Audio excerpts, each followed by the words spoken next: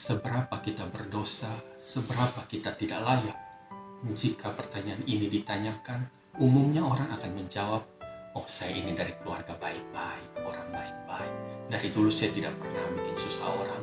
Kalau saya kerja jujur, tidak pernah tipu-tipu orang. Saya begini-begini ini juga masih pergi ke gereja, rajinlah, masih ingat Tuhan lah, tidak seperti dia." Saudara, saya kasih sebuah ilustrasi. Bayangkan saudara ada di zaman dulu sebagai orang yang sangat sukses, sangat kaya, terpandang dan punya nama baik di masyarakat. Karena saudara terkenal sebagai orang yang jujur dan murah hati. Saudara juga punya istri yang sangat saudara kasihi, sangat saudara cintai, dan punya 5 orang anak yang begitu lucu, begitu saudara sayang. Suatu hari ada tawaran bisnis dari kota sebelah. Kalau saudara pergi ke kota sebelah, saudara bisa buat deal bisnis dengan satu orang dan saudara bisa jauh tambah kaya. Akhirnya saudara putuskan, ya sudahlah, saya pergi ke kota sebelah.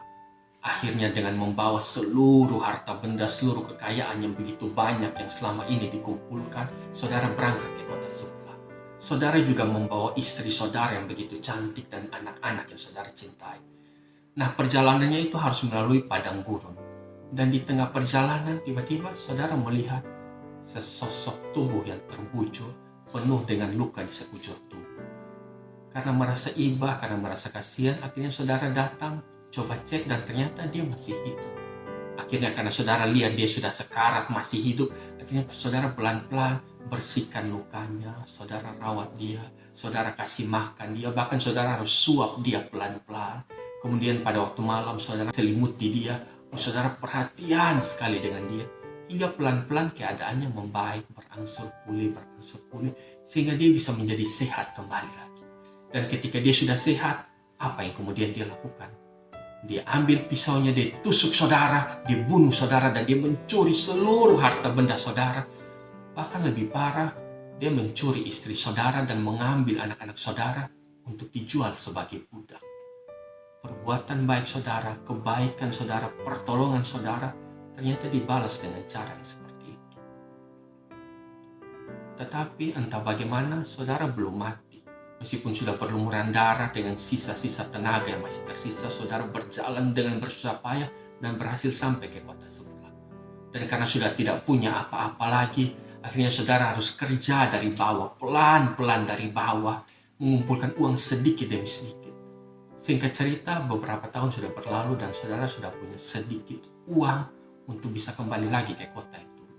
Akhirnya dengan berbekal sedikit uang itu, saudara pergi kembali ke kota yang dulu dan melalui padang pasir lagi. Nah, di tengah perjalanan, tiba-tiba saudara bertemu dengan orang itu lagi yang dulu pernah saudara tolong, tapi dia rampok saudara. Saudara bertemu dengan orang itu, dan orang itu dalam kondisi yang sama, dalam kondisi yang mengenaskan, tubuh penuh dengan luka, kelihatannya dia baru saja dirampok. Pertanyaannya, saudara bakal tolong dia atau tidak? Kalau kita berbicara keadilan, mestinya kita biarkan dia begitu saja mati mengenaskan seperti itu. Bahkan bila perlu kita ambil batu, kita pukul kepalanya, kita yang bunuh dia. Kalau mau berbicara keadilan. Tapi kalau saudara tetap memutuskan untuk menolong dia, maka itulah kasih karunia. Dan itulah persis yang Tuhan lakukan kepada saya dan saudara secara pribadi. Seperti itulah keadaan kita dahulu, dan seperti itulah apa yang Tuhan perbuat bagi kita.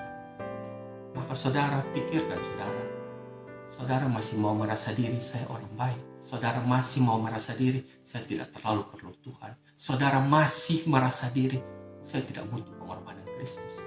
Pikirkan kembali. Tuhan memberkati.